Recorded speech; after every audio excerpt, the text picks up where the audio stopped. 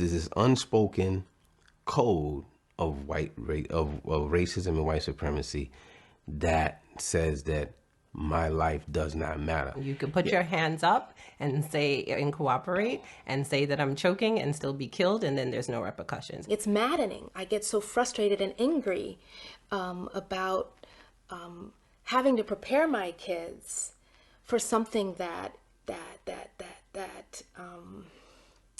they're not responsible for. And these are conversations that people of other races do not have to have with their children. The conversation with him was really just, look, you're a beautiful young boy. Being an African American is a wonderful thing. It's a wonderful blessing. You have come from great people, but it's also a hard thing. In America, because of your skin color, as a black boy and as a black man, we are going to be dealing with a lot of danger. Under no circumstance are you to talk to the police if you're arrested until I get there. Do what they say. Don't get into any arguments. Make sure your hands are out of your pockets so they can see. These are the questions you can ask. This is who to call.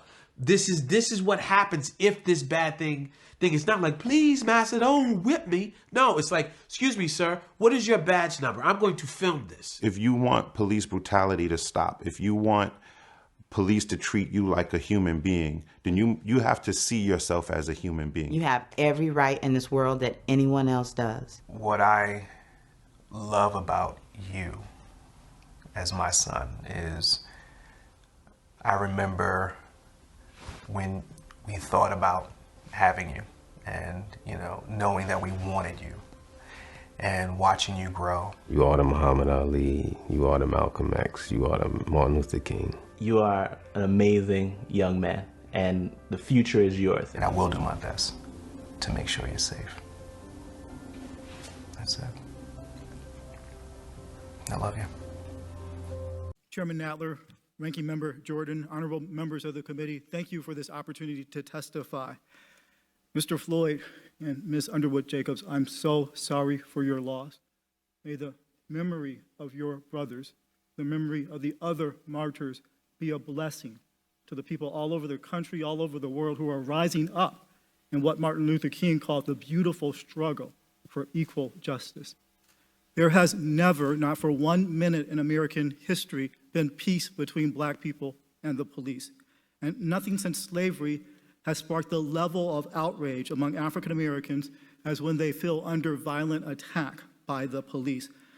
Black people have endured Jim Crow segregation, being shut out of Social Security and the GI Bill, massive resistance to school desegregation, nonstop efforts to prevent us from voting, and poison water. But the rare times black people have set aside traditional civil rights strategies and instead have risen in the streets, destroyed property, and resisted symbols of the state has been because of something that the police have done. Watts in 65, Newark in 67, Miami 1980, LA 1992, Ferguson 2015, Baltimore 2016, Minneapolis in 2020. All of those cities went up in flames because the police killed another black man.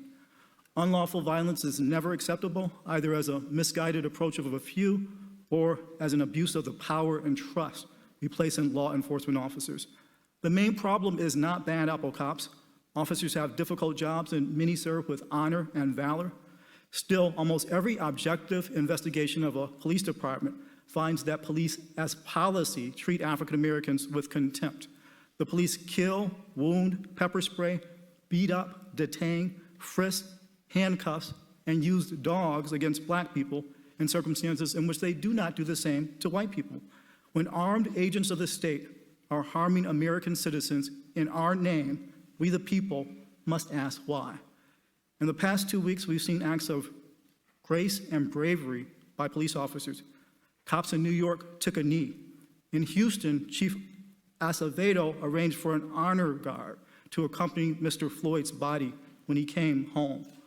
Unfortunately, we have also witnessed these past 2 weeks police officers commit deplorable acts of violence against the citizens they've sworn to serve and protect. In New York, officers drove 2 large police vehicles into a crowd of protesters.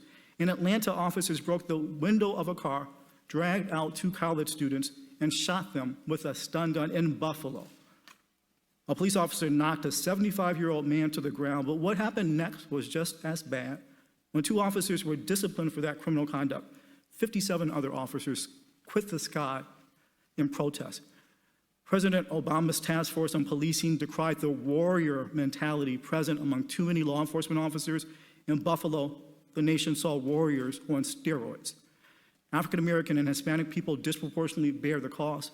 Blacks are about 20% of the population of Minneapolis, but 60% of the people who cops use violence against.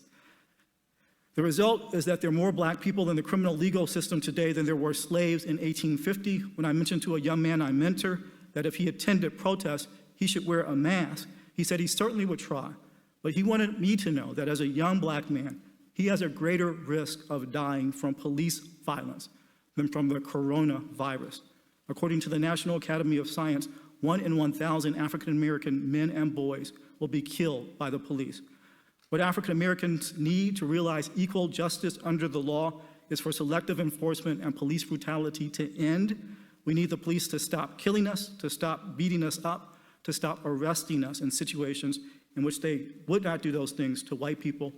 The Justice in Policing Act is a common sense reform. Among other things, it requires cops to be trained on understanding racial bias. In Minneapolis, as 3 officers crushed the life out of Mr. Floyd, and another served as a lookout, somebody in the crowd said to the cops, "He's human, bro." But these 4 officers did not treat Mr. Floyd like a human being. Too often, police work seems to enforce the dehumanization of people of color. Understanding the history and reality of racism in the United States will make our men and women in blue more effective officers.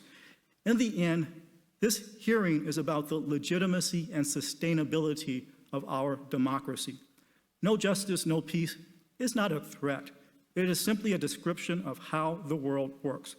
The multiracial, multi-generational demonstrations that have risen up all over the United States reflect the wonderful diversity of our great nation and the potential of ordinary citizens to make our country live up to its highest ideals.